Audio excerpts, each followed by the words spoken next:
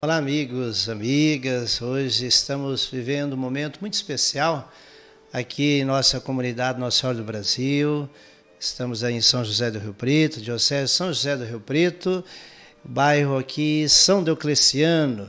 E uma alegria nós podermos inaugurar nosso podcast com o nosso bispo, Dom Antônio Emídio Vilar, nosso querido bispo diocesano, nosso pastor, e poder utilizar dessa ferramenta como mais um meio de evangelização, de chegar até você com informações, chegar com você com espiritualidade e hoje conhecendo um pouco mais o nosso pastor, querido Dom Vilar. Né?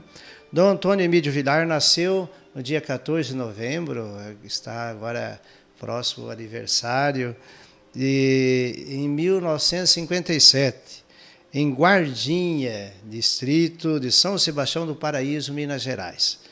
Mas a família se firmou em Batatais, estado de São Paulo, e é religioso salesiano desde 1976. Foi ordenado presbítero em 1986 e é bispo desde 2008, inicialmente na Diocese de São Luís e Cáceres, Mato Grosso. Em 28 de setembro de 2016, foi nomeado bispo da Diocese de São João da Boa Vista, aqui da nossa arquidiocese, da qual está à frente, ficou à frente até o momento que veio para a nossa diocese. A posse como quinto bispo da igreja particular, aqui de São José do Rio Preto, foi no dia 20 de novembro do mesmo ano. Dom Vilar atuou no Regional Oeste 2 da CNBB como referencial da juventude, da liturgia, do Centro de Estudos de Filosofia e Teologia, a SEDAC, e do Tribunal Eclesiástico. De 2011 a 2019, foi membro da Comissão Episcopal Pastoral para a Juventude da CNBB. Atualmente, no Regional Sul 1 da Conferência, é bispo referencial da Juventude, do Regional Sul 1 da CNBB até 2022. Né? E Dom Vilar foi transferido da sede de São João Batista, de São João da Boa Vista para Rio Preto, que estava sendo administrada provisoriamente por Dom Moacir, arcebispo da nossa arquidiocese. Dom Vilar, que bom tê-lo aqui conosco. Para nós, estamos vivendo um momento assim, de muita alegria e gratidão, de poder oferecer à comunidade esse instrumento, essa ferramenta de evangelização, e tê-lo, Senhor, aqui conosco é um motivo de grande alegria. Seja muito bem-vindo. Muito obrigado, Padre Ernesto. Meus parabéns pela inauguração do podcast Conexão em Fé. E obrigado pelo privilégio de inaugurá-lo com esta nossa entrevista. Que bom, seja sempre muito bem-vindo. E como nós aqui lembramos já na apresentação, dia 14, agora o senhor completa mais um ano de vida. Aniversário sempre é um ponto de partida, e um ponto de chegada e um ponto de partida. Né? E como que é olhar essa trajetória de vida, desses anos com tantas graças e bênçãos, né, de Deus? De fato, celebrar o aniversário é dar graças pela vida e por tudo que Deus tem realizado nela. Eu, nesse dia, sobretudo, lembro dos meus pais, né? Das origens lá em Minas, um nascimento de 7 meses que corria risco de vida, e a fé da minha mãe, né? Que entregou a Nossa Senhora. Eu marco cada aniversário, depois que eu soube, só como padre, desta atitude de minha mãe, atitude de fé, e por isso assumo como minha e renovo a cada ano essa entrega à Nossa Senhora, na certeza de que não só minha vida, mas também minha vocação está nas mãos dela, né? Para que a gente possa servir melhor Jesus Cristo e o povo de Deus, a quem a gente é confiado. Que benção, né? Como que nós sentimos que mãe faz diferença, né? Os pais fazem diferença, e a mãe com uma missão assim particular, uma mãe que é devota de Nossa Senhora. Os seus pais, eles estão vivos? Como que... Os meus pais, meu pai e minha mãe já faleceram, Meu pai com 95 anos em 2013 e minha mãe com 90 anos em 2017. Eu tive a graça de tê-los como bispo, né? Mas na transferência para São João, meu pai já tinha falecido e aqui para cá não tinha nem minha mãe nem meu pai mais, né? Então, mas eu os tenho assim como pais, intercessores, como exemplos de vida e doação, não só pelos seus filhos, mas pela família, amigos, vizinhos. De fato, foram pessoas muito disponíveis, solícitas e que me marcam muito hoje no meu ministério também, né? São os meus pais. Perfeito. Quantos irmãos, Dom Vilar? Família? Nós somos 7, tem 4 mulheres e 3 homens, seríamos 11, né? Se os 3 antes de mim não tivessem falecido em gestação, e também um que antes de mim também tinha 3 anos e morreu com paralisia infantil. Então seríamos 11, mas somos 7. Olha que bênção, né? Exato. Às vezes eu partilho aqui na comunidade, junto à Pastoral Familiar, ao ECC, que é algo que causa uma preocupação. Hoje, falo que as crianças não são tão bem-vindas, porque a gente vê os casais, é natural que cada um tem uma situação, há situações e situações, né? Mas eu penso que no futuro não teremos mais parente, porque a família com um filho não vai ter irmãos, né? A gente olhando para trás vê as nossas famílias, né? Com 7, com 8, a minha família também somos em 9, né? Já 2 já falecidos, né? Mas hoje é raro a família com 2 filhos, né? Então a gente fica se perguntando, né, Dom Vilar, né? Qual o caminho? Precisa incentivar que a família seja sempre a sustentação das esperanças, né? Eu penso que a gente se dirige a cada família, que os jovens casais possam sempre acreditar que os filhos são uma bênção de Deus. E também, é claro, que tem a paternidade e maternidade responsáveis de poder ou não sustentar, mas eu penso que a providência divina de quem realmente aceita gerar, educar, multiplica os recursos, multiplica os dons. Então é acertar. Eu tenho a experiência dos meus pais que viviam assim na pobreza, mas a providência nunca deixou faltar nada. E até isso dá condições de um crescimento muito maior do que o comodismo, do bem-estar, do conforto, da busca de uma segurança econômica e desejos assim de não ter muitos problemas também, né? A questão de ter filhos, mas é justamente diante dos desafios de gerar, educar, que a gente sente a ação de Deus que nos fortalece, nos ilumina. Então é uma experiência até mística, né? O ter filhos, o educar. Então eu penso que as pastorais familiares, não só, mas também todas as expressões de vida de igreja, pensar na família como a esperança do mundo. Nós estávamos reunidos ontem com o pessoal da Pastoral Familiar e tivemos também online uma reunião e falávamos muito disso, né?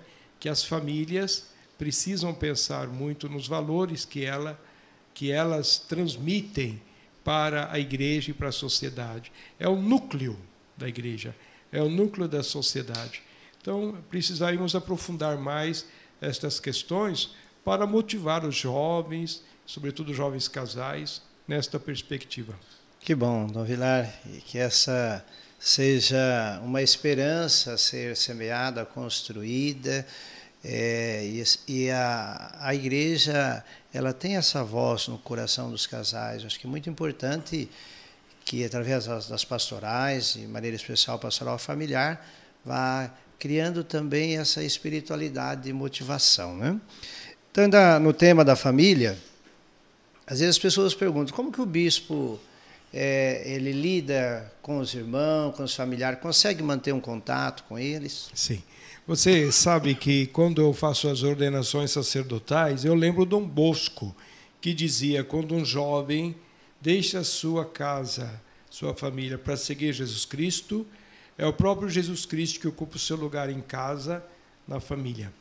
E, de fato, a gente vai percebendo ao longo dos anos, cada etapa da vida, como isso acontece.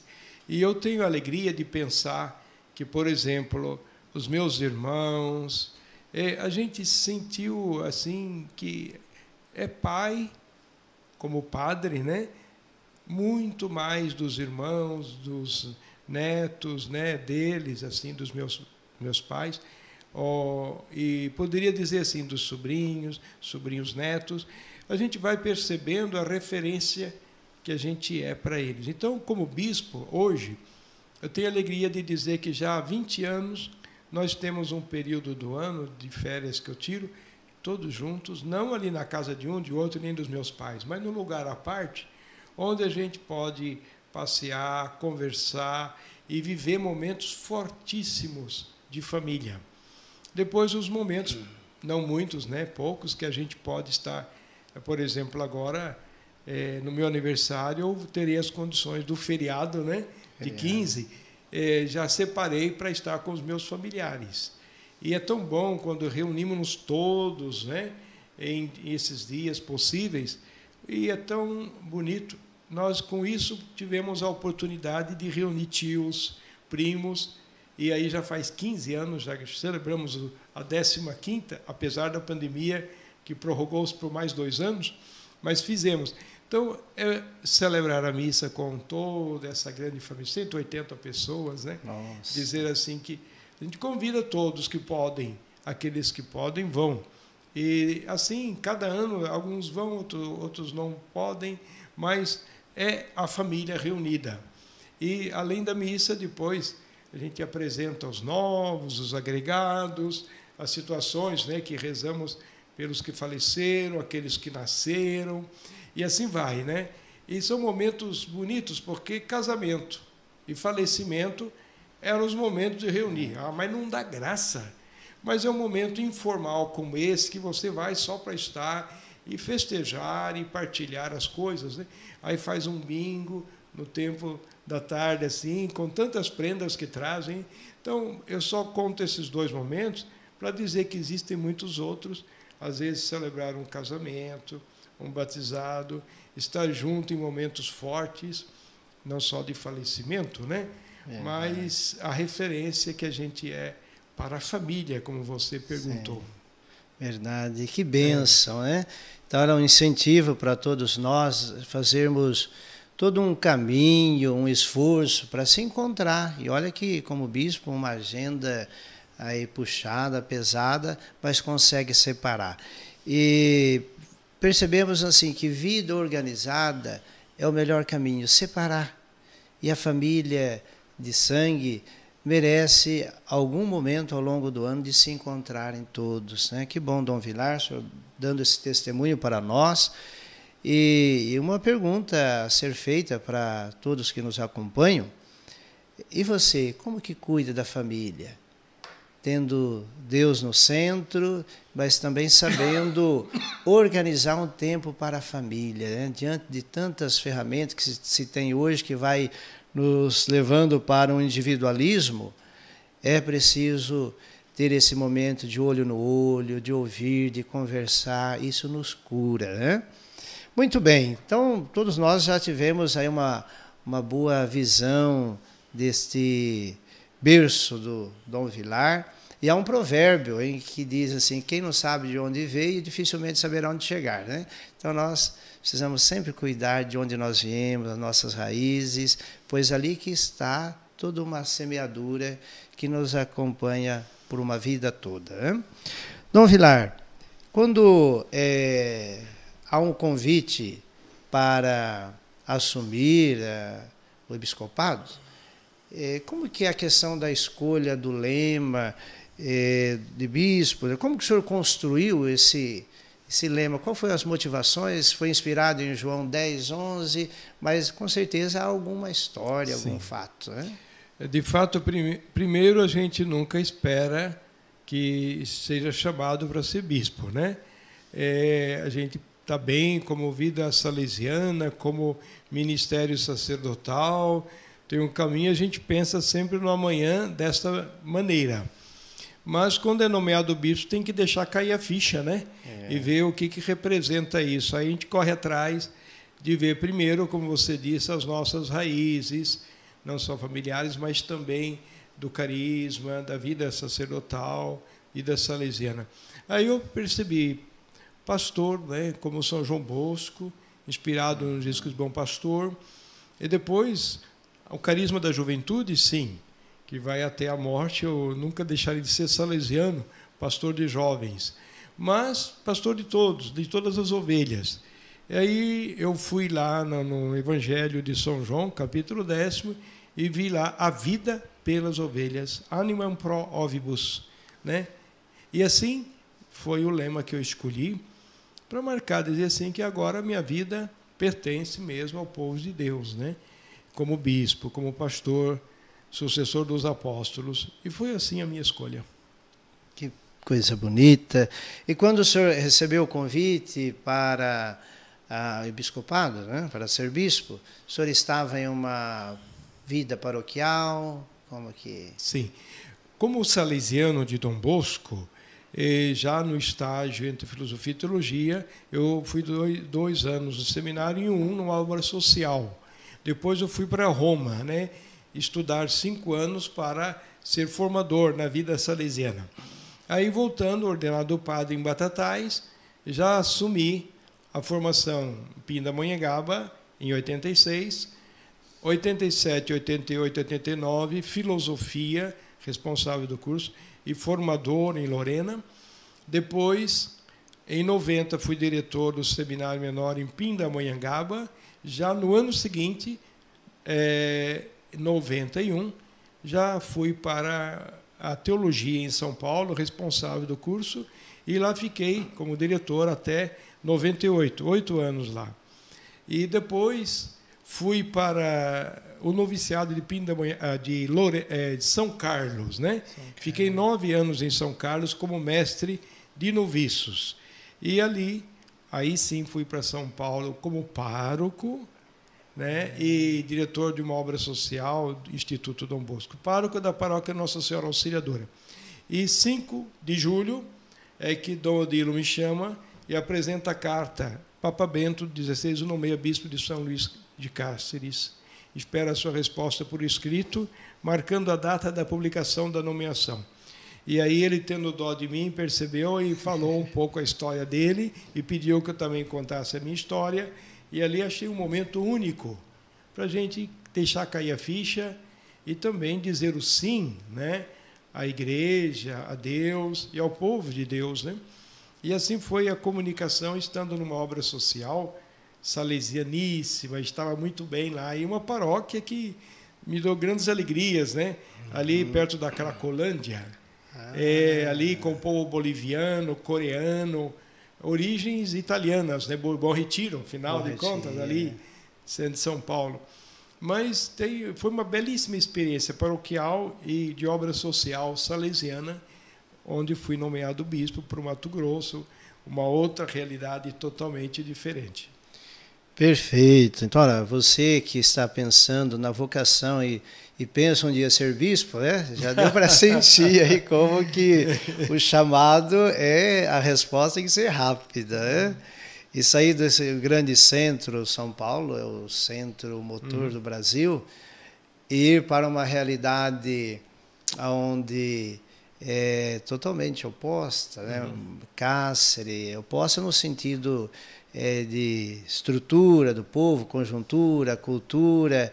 Essa adaptação, ela foi fácil ou houve alguma estratégia específica para poder compreender o povo de Deus é o mesmo, mas os costumes são outros, né? É claro que, saindo do centro de São Paulo, indo para o Mato Grosso, primeiro o calor do Mato Grosso, São José do Rio Preto chega um pouco perto, viu? Mas lá é aquele calor que é úmido também, né? Depois, povos indígenas, quilombolas, comunidades negras, né? depois ribeirinhos, sem terra, comunidades muito vivas, viu? E imigrantes de todo o país, desde gaúchos até paulistas, mineiros e assim, Mirassol do Oeste, por exemplo, São José dos Quatro Marcos, ali são mais paulistas, né? Depois tem outras regiões como Comodoro, Campos de Júlio, muitos gaúchos, lá nos confins com Rondônia, aquela região, e assim por diante, 750 quilômetros para atravessar a diocese. Então, lá eu tive que me adaptar ao calor, às distâncias, às estradas de terra, a essas culturas diferentes, e até foi um ano bastante exigente, o primeiro. Mas depois, passei mais 7 anos, parecia que eu estava em casa. E eu cada vez me convenço que, como igreja, onde a gente vai, em missão, é a nossa casa, é a nossa família, né?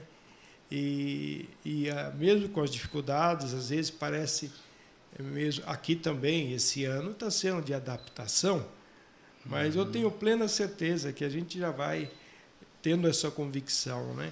Um segundo, um terceiro ano ainda vai dar mais ritmo, né?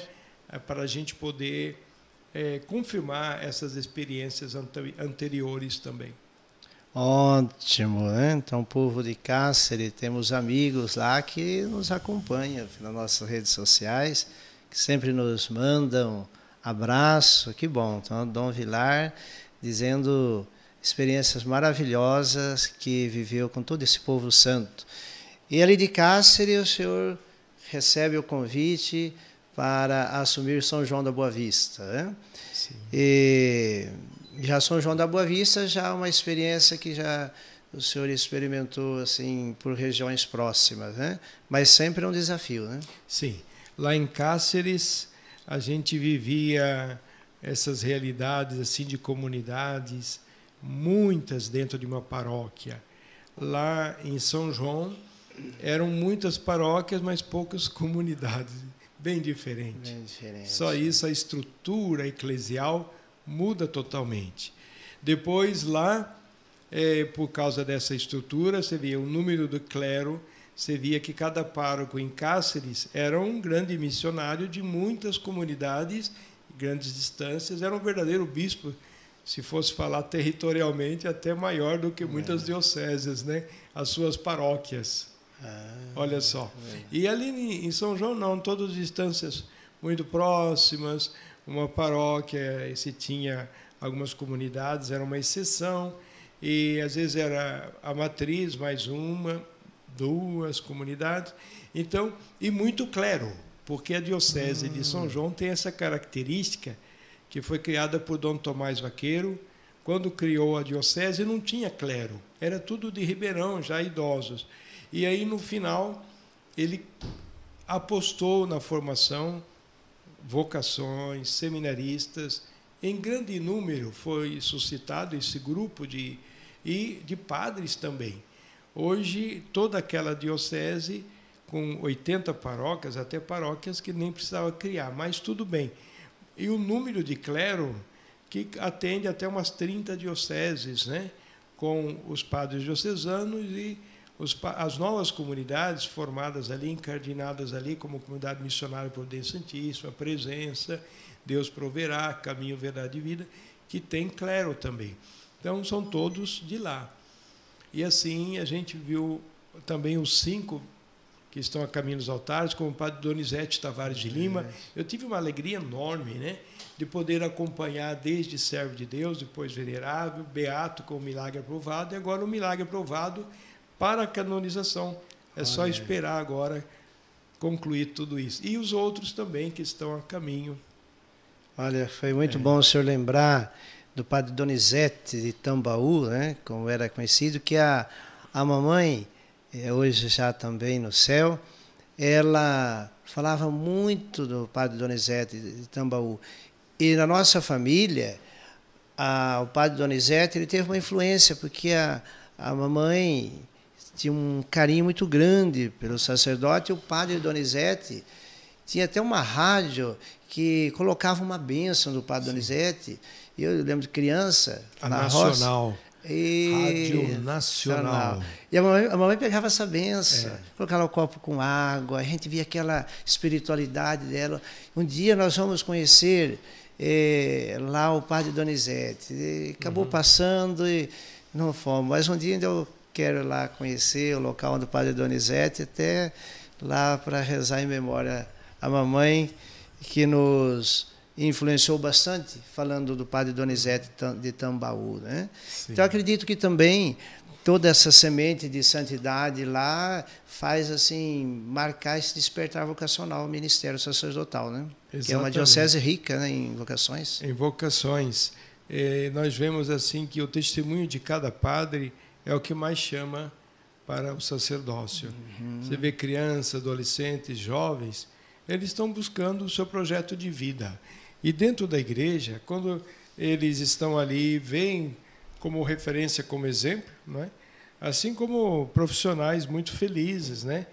Professores, médicos, músicos. Então, é interessante ver. Mas a vida sacerdotal é um dom, é um chamado. E a gente percebe que também está ligado um pouco ao caminho que cada um faz dentro da vida cristã, né? Dentro da igreja. Perfeito. Nós sabemos assim, que Deus chama, Deus não deixa faltar vocações. Agora, eu acho que o desafio, no meio assim, de tantas atrações, é desenvolver esse chamado, fazer despertar. O Senhor trouxe a dimensão do testemunho, da alegria, de todos os ministros ordenados, de contagiar. Mas o senhor tem alguma outra dica, até para todos os sacerdotes, assim, de ajudar, despertar a vocação? É algo que sempre me intriga, né? A gente tenta por aqui, por ali, e falou, não, o negócio é buscar agora as crianças adolescentes para uma pastoral vocacional, de coroinhas, né? Para fazer esse despertar, porque parece que nos jovens, com toda essa questão do consumismo, parece ser um grande desafio, né? A propaganda é a alma do negócio. Se você quer formar futebolistas, você organiza campo de futebol, treinadores e exercícios, e vai dando os condicionamentos, vai organizando campeonatos e assim por diante. Quanto mais atrativo para essa finalidade, você atinge mais resultados. E eu acho que não é diferente a vida sacerdotal, né? Tem que ter o chamado evidente. Jesus chama Pedro, André, João, Tiago, vai chamando. E eles estão fazendo o quê? Pescadores, tudo bem. E ali ele é a referência. E eles sentem segurança no mestre. E se tornam discípulos para depois serem apóstolos, missionários, continuando a missão de Jesus. E assim nós aqui precisamos de ver, né? Nós temos crianças, não só na catequese, em grupos, em atividades, porque a criança, por exemplo, a infância missionária é um campo maravilhoso para isso. Depois, se você tem coroinhas, acólitos, é a formação que não é só para a liturgia, é para a vida deles, né? Para o discernimento de um projeto de vida. E depois você vê que outras atividades, Dom Bosco dizia, preciso gostar do que os jovens gostam para que eles gostem do que a igreja gosta. E assim você propõe o quê para que eles gostem? É música, é teatro, atividades variadas, também com a iniciativa deles. É bom que eles sejam protagonistas. E quanto mais você trabalha com criança, adolescente e jovem, dentro da comunidade cristã, você vê que o espaço se renova, não fica só pessoas idosas, né? Ah, mas poucos filhos. Bom, mas você vê que tem paróquia que atrai, que tem bastante criança, tem bastante jovem. Por quê? Porque atrai. A sociedade, se for analisar bem, percentualmente, né, a questão de filhos e tal, é claro que até isso motiva os próprios pais, né, a poderem investir mais nessa abordagem, né, de ter filhos. E assim o educar, o evangelizar, o fazer com que eles também, jovem, evangelize jovem. E você sabe que nesse meio, tendo quem acompanhe, como padre, como catequista, como lideranças, a gente percebe as inclinações, os dons de Deus para cada um, e o convite vai ser necessário. Às vezes sai um convite da parte de um leigo, você nunca pensou em ser padre? Às vezes pode ser do próprio padre que diz, você nunca pensou em ser padre? Então, é uma maneira de investir. Eu falei do Dom Tomás Vaqueiro, que foi um grande incentivador das vocações, por 27 anos bispo de São João. Hoje é a diocese que proporcionalmente no Brasil mais tem padres e vocações e seminários, criaram essa cultura vocacional em São João da Boa Vista. E Dom Tomás Vaqueiro, em toda a crisma, ele convidava os jovens, ele falava explicitamente. E lançava a rede, né? Jogava para fisgar aquele que tinha, né? Jogava a isca, né? Então, a maneira de incentivar as vocações, cada um pode pensar na sua área, no seu campo, né? A propaganda é a alma do negócio. Sim, é um testemunho, a alegria do que se faz, né? Do ministério e, de fato, falar, né?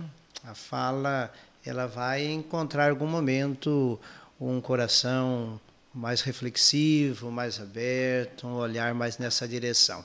Falando da juventude, na condução das ovelhas, como orientar assim a juventude? Vemos uma juventude hoje também com feridas emocionais, às vezes injustiças, também a rejeição, abandono, traição.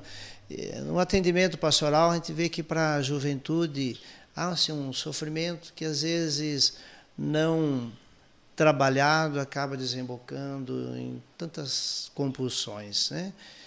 O senhor, como um salesiano que tem por espiritualidade nesse olhar para a juventude, como assim a gente propor, diante desses desafios, um caminho mais santificador?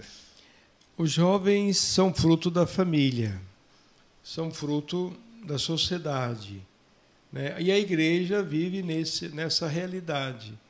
Então, nós vimos assim uma sociedade individualista, consumista, que busca o bem-estar, mas não satisfaz.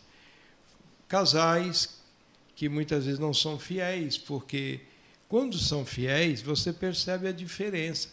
Não é que a fidelidade vai ser fruto de uma vida toda harmônica. Não, é crise, é dificuldade, é provação. Quem quiser me seguir, tome a cruz. Jesus não enganou ninguém, né? Então, a vida matrimonial, a vida religiosa, sacerdotal, qualquer projeto de vida cristão é Cristo. É a cruz que é a luz, né? Mas o que é a cruz? Não é vitimismo, não é sacrifício por sacrifício. É o quê? É o amor que se doa. É o brilho nos olhos de quem não tem medo de se gastar, de se doar para gerar, né? O grão de trigo que cai na terra para produzir fruto. Então, até a maneira de você falar mostra esse brilho nos olhos, essa alegria de viver, de quem se doa. E não se arrasta, quer dizer, o amor não cansa, né? Diz Santa Teresa d'Ávila. E quem vive esse amor, marido e mulher, todo dia se renova também com perdão diante das falhas, né? Porque senão as pessoas vão, de um dia para o outro, acumulando feridas, machucados assim, e insatisfações. Chega uma hora que ninguém aguenta, né? E a sociedade fala fácil, né? Nas novelas, nas músicas, tudo pode, né? Separar e cada um buscar a sua satisfação de outras maneiras. Então, as crianças não sentem seguras, né? Não se sentem seguras, os jovens, diante dessa falta de clareza de que é o amor verdadeiro. Amor é qualquer coisa. Amor é satisfação imediata, pessoal, é curtição. Então, você troca de veste facilmente, né? Verdade. Ou descarta também, chupou a laranja, jogou fora, né? Então, a maneira de pensar do mundo de hoje, nós temos que ir na contramão.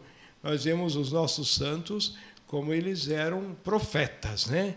Iam na contramão de uma sociedade permissivista, relativista, individualista. Nós temos que viver o amor, é o amor que nos faz felizes. Não precisa buscar dependências, né? Em drogas, em sexo, dependências, em satisfações que nunca vão preencher ninguém. Mas quem ama se preenche, né?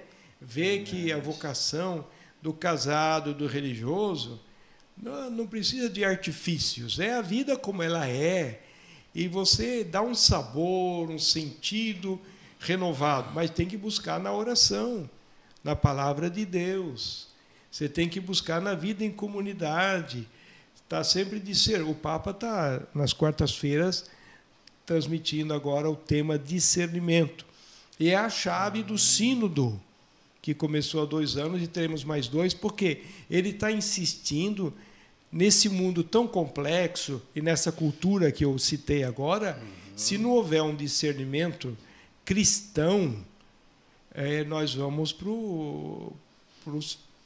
vamos dizer assim, vamos nos complicar. A sociedade não tem saída. Então essa é a saída, essa é a resposta que Cristo veio dar para o mundo, né? E o amor de Deus que ele comunicou como amor ao próximo e que se doa, que é feliz, né? É o lavar os pés, é partir o pão, é o se doar. É o que Jesus nos ensinou. Os apóstolos não aprenderam logo não, hein? Foi complicado os apóstolos. E olha, com Jesus isso. Imagine conosco, nós temos que ter muita paciência, né? Para fazer com que essa semente seja plantada, cultivada, esperando em Deus o tempo certo para cada pessoa, para cada comunidade, né? A igreja precisa sempre voltar às suas raízes de Cristo, dos apóstolos, para também nos entendermos hoje e assim fazer com que os jovens tenham o sentido da vida, encontrem. E olha, São João Bosco fala da presença como segredo, 8º sacramento. Além da razão, religião e carinho, razão é o diálogo sempre. Por quê? Responda. Mas na medida da criança, do jovem, e eles sentindo que tem um interlocutor, esse diálogo vai acontecer a vida inteira. Até o velhinho precisa de um diálogo com alguém que ajude ele a refazer, né? Razão. Religião é o sentido da vida, como eu acabei de falar agora, o Cristo como resposta, a palavra, a oração, é o que vai dar sentido para todas as coisas. E depois o carinho. Diz assim, Dom Bosco, não basta amar, é preciso que os jovens se sintam amados. Porque os pais podem correr atrás do dinheiro, fazer isso, fazer aquilo, estressam-se à toa não, com todo o empenho deles, né?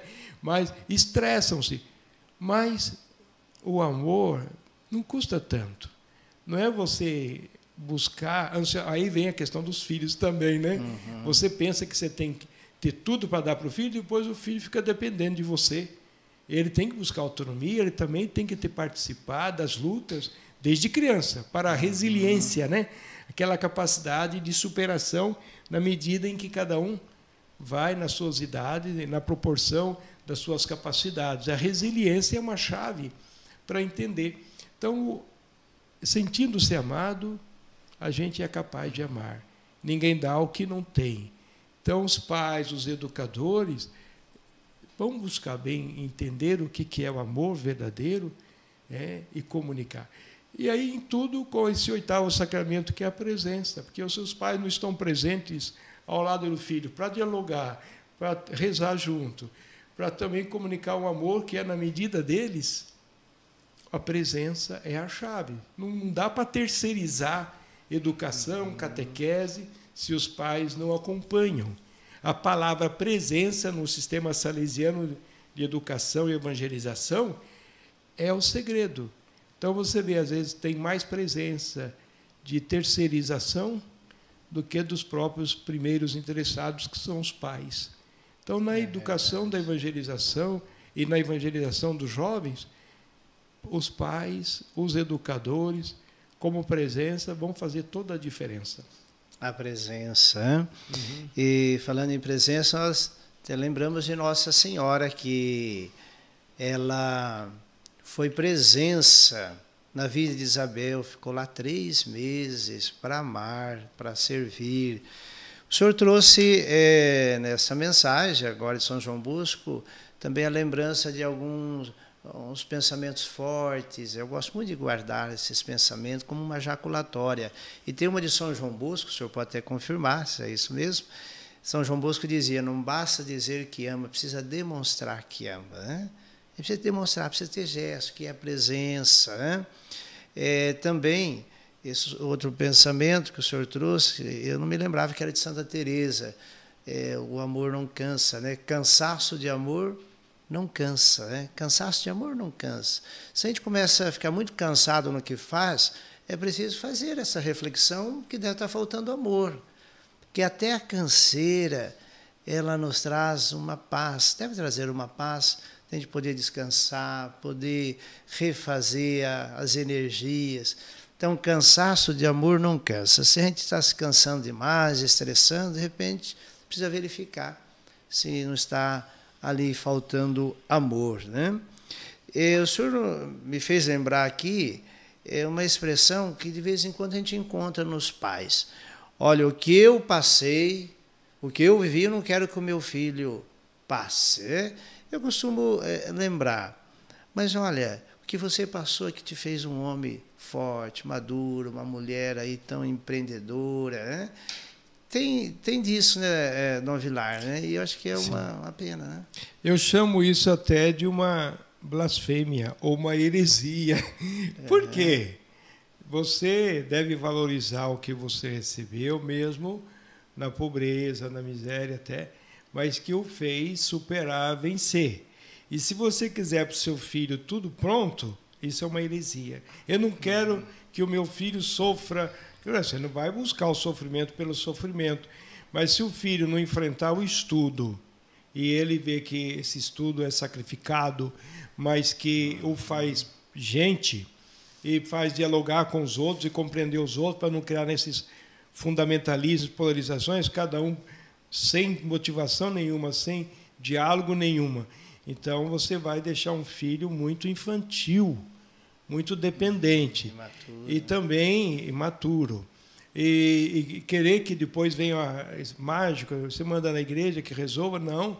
Nós temos que acompanhar, estar presente também e dizer assim, que ele possa aprender da vida, né?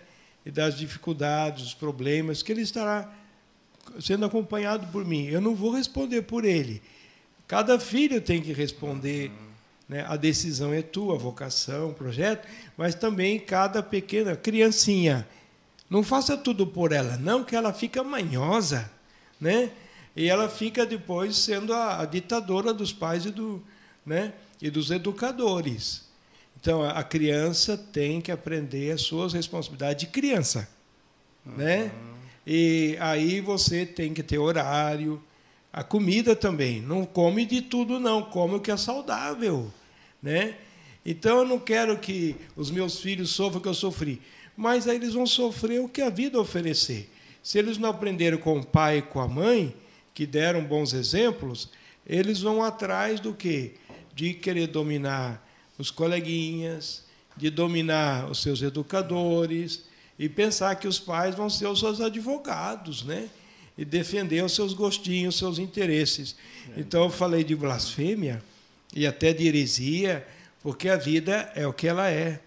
Também para as crianças, adolescentes e jovens, o amor é exigente.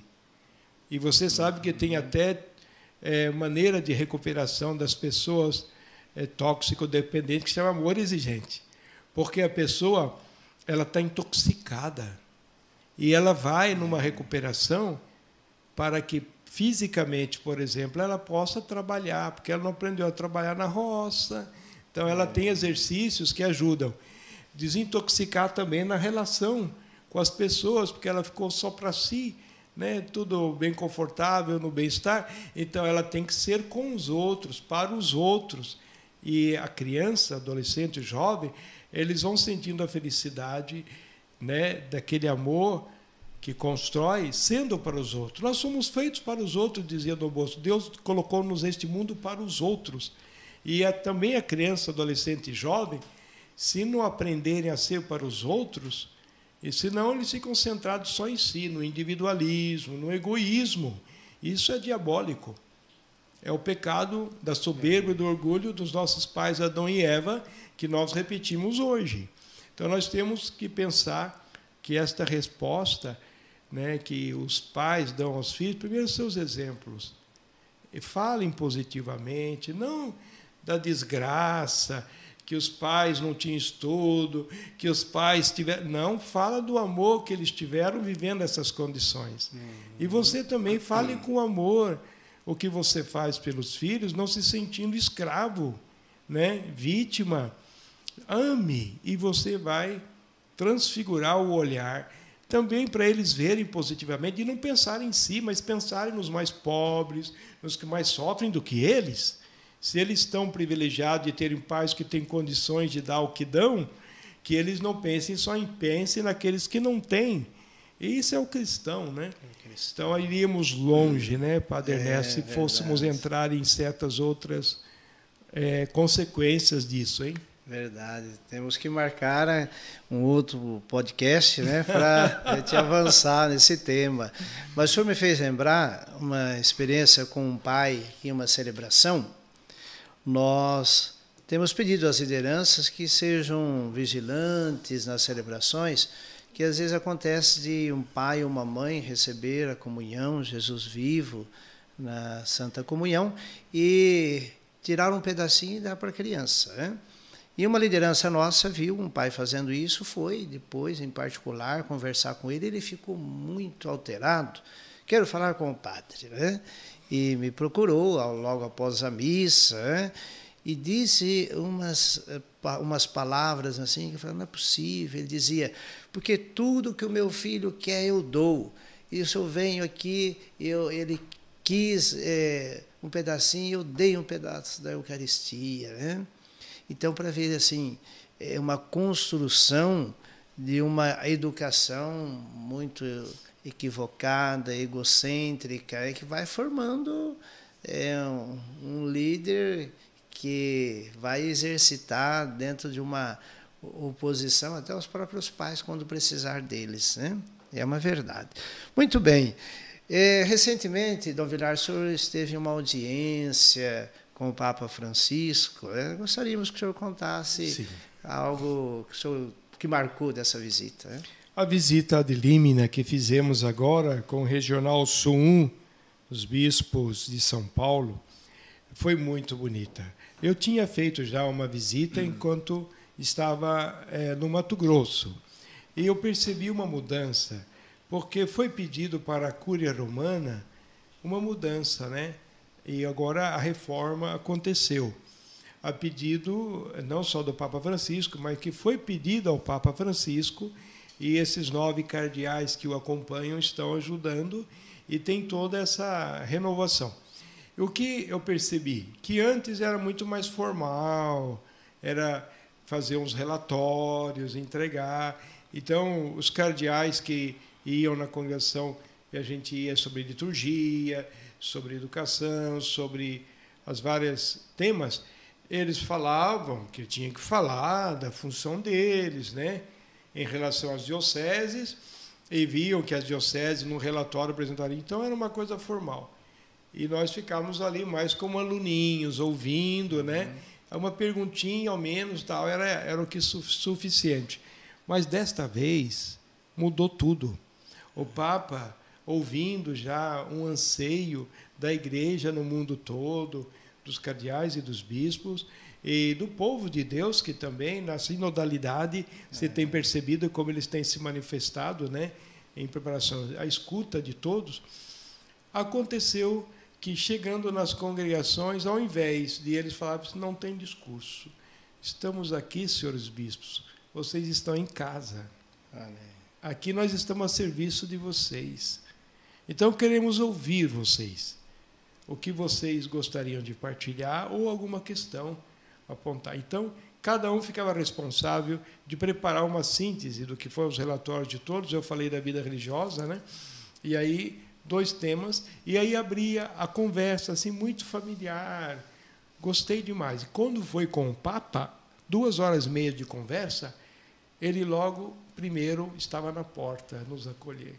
Não estava lá esperando que a gente fosse cumprimentá-lo. Isso desarma qualquer um, ver o Papa ali como um pai de família, certeza. acolhendo os filhos, né?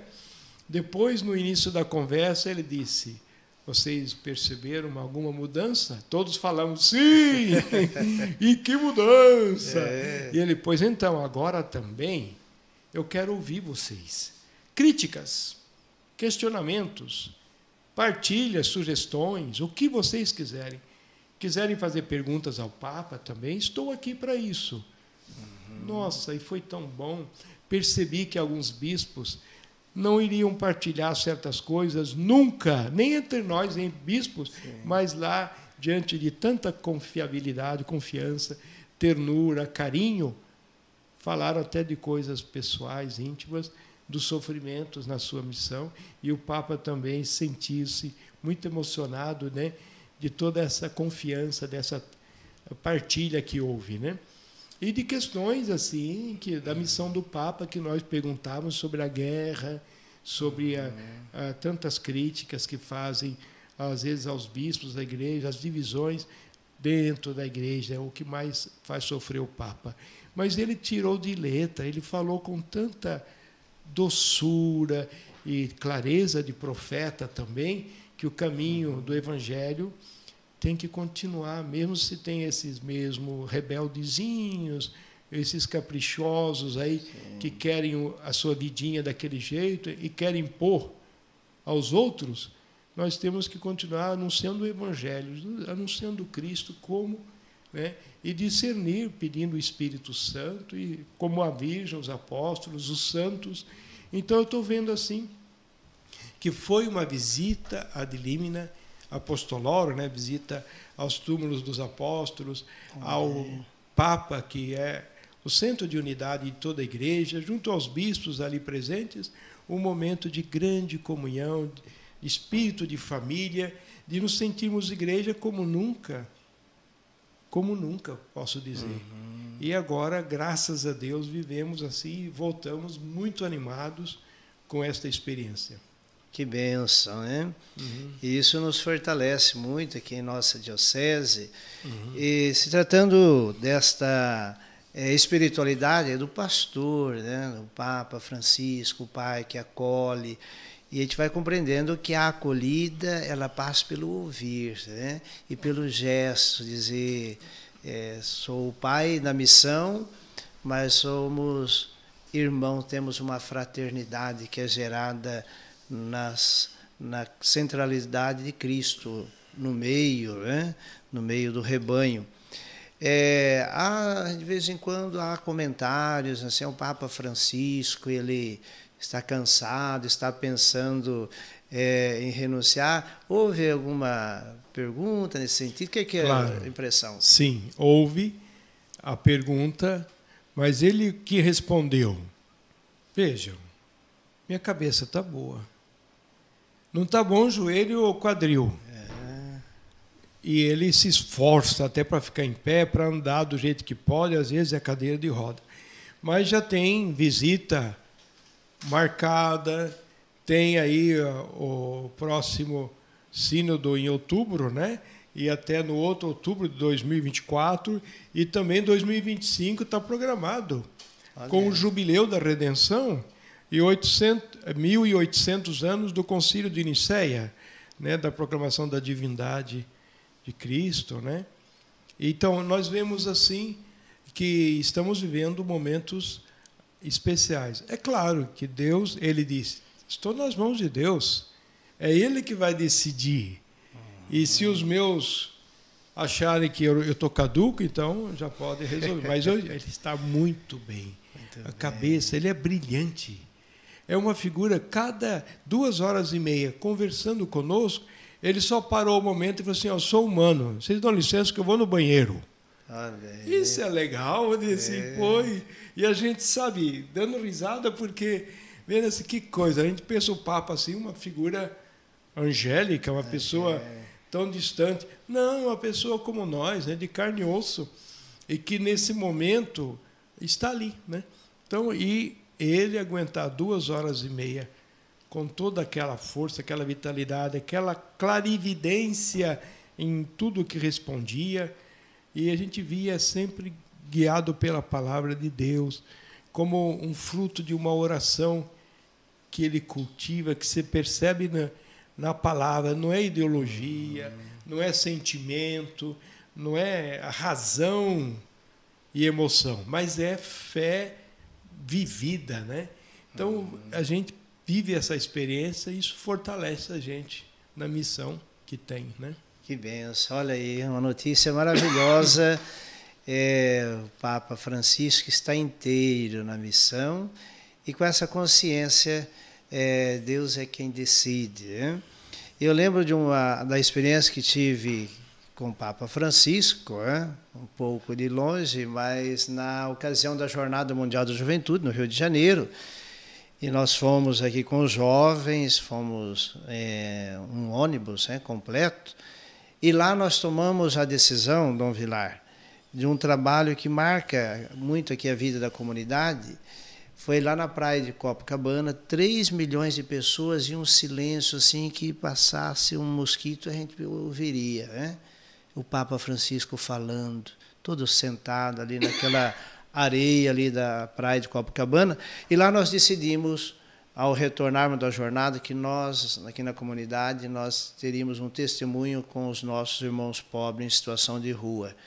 E foi impressionante assim, a maneira que esse espírito do Papa Francisco nos contagiou, que chegando aqui no prazo de 30 dias, nós estávamos já com 180, 190 moradores em situação de rua, vindo almoçar com a gente, tomando banho, recebendo corte de cabelo, questão da saúde, aferição de pressão, de diabetes, assim, vários serviços que a gente mantém desde a Jornada Mundial da Juventude.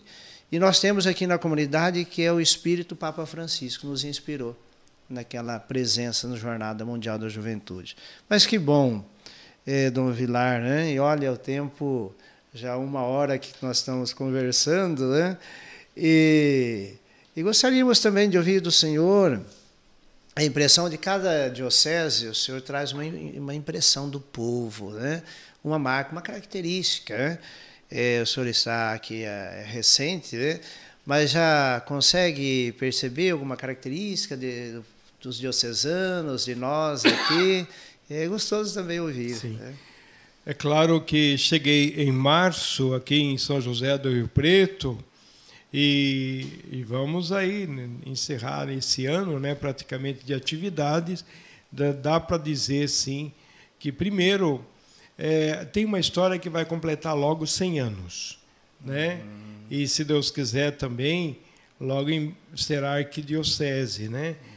São José do Rio Preto. Então, isso já mostra uma identidade de uma igreja bem organizada aqui, que tem história, que está bem articulada. E povo que sente esse sentido de pertença, né, à igreja. E aqui só em Rio Preto tem 40 paróquias, né? Isso é um sinal bonito de articulação, de participação, né, intensa. E toda a diocese também, a parte das pequenas cidades, né, a gente vê uma vida cristã, né, apesar da pandemia ter mexido bastante com isso, mas a gente percebe também que a retomada, a gente tem que ter paciência, mas o que mais caracteriza, assim, no meu modo de entender, é esta acolhida, esse sentido de comunidade, de pertença, né? Que ajuda a gente, como bispo também, a, vamos dizer assim, não se desgastar tanto em recuperar essa unidade. Né? Apesar das dificuldades que houve nos últimos anos, pandemia, a mudança de bispo, as circunstâncias, eu vejo em que isso aconteceu, as feridas, toda a realidade que tem, mostra que a raiz é sólida, né? E que a história como um todo precisa ser sempre resgatada para valorizar. Então, a identidade de igreja, o sentido de pertença, isso me dá força bastante, ouvindo os padres. Você vê que muitas coisas que a gente imagina já deixa na mão deles, eles vão articulando, eu não preciso me estressar tanto, né? A gente precisa supervisionar. A palavra bispo quer dizer episcopo, que supervisiona, né? Supervisiona. É supervisor. E é de fato, eu não vou ficar fazendo as coisas. Tem todos os carismas, os ministérios, os serviços na igreja, e todos no sentido de pertença, de comunhão, cumprindo a sua missão, a igreja acontece. Nessa igreja particular, Diocese de São José do Rio Preto. Que bom, Dom Vilar. É muito importante para todos nós ouvirmos do Senhor de uma igreja articulada, organizada e que está aí aberta, né, para esse novo, né? Que bom. Vamos chegando ao final aqui do nosso primeiro podcast, e a alegria de contar com o Dom Vilar, o nosso pastor. E convidamos você a convidar outras pessoas a se inscrever no nosso canal no youtube.com, Paróquia Nossa Senhora do Brasil, aqui em São José do Rio Preto, e aumentar esse time. Hoje nós somos mais de 5.000 inscritos, mas queremos e desejamos que essa seja uma ferramenta de chegar até você, de ser um espaço para nós anunciarmos as coisas boas, né? Nós temos também no nosso coração que, como comunidade, é o lugar de anunciar boas notícias. Bondade é notícia. Quanta bondade que hoje nós podemos comungar da vida do ministério do Dom Vilar, né? Então, convide outras pessoas a se inscrever no nosso canal, da sua família, seus amigos, mande o link, e assim a gente espera que essa seja uma ferramenta que a comunidade poderá utilizar-se muito para divulgar a bondade. Bondade precisa ser notícia. Muito bem, Dom Vilar, queremos te agradecer de coração e pedir que o Senhor nos dê uma bênção nesse primeiro podcast, nos deixe uma mensagem aí já para... Estamos caminhando para o final do ano litúrgico e iniciar o novo ano da igreja, E também pode, até aniversariante, está próximo, pode pedir um presente. Que presente que o senhor gostaria de receber de nós, sacerdote, e de todo o rebanho aqui da nossa diocese? Padre Ernesto, muito obrigado por essa oportunidade maravilhosa, né? Peço as bênçãos de Deus sobre o podcast Conexão em Fé, que hoje começa. Obrigado por ter sido eu a pessoa que inicia esta experiência, essa escolha sua. E agora, claro, o meu melhor presente seria da gente caminhar juntos sempre, né? E cada um na sua função, respondendo ao apelo do Senhor, e certamente a gente viver essa experiência de unidade é presente não só para mim, mas é para todos, né? Partilho com todos esse desejo de ser comunhão, de ser igreja, de participar, e assim que o Espírito Santo nos fortaleça. Que Deus abençoe então a todos os que nos acompanham e que suas famílias, suas intenções possam ser muito abençoadas. O Senhor esteja convosco. Ele está no meio de nós. Abençoe-vos Deus, Todo-Poderoso, Pai e Filho e Espírito Santo. Amém. Amém.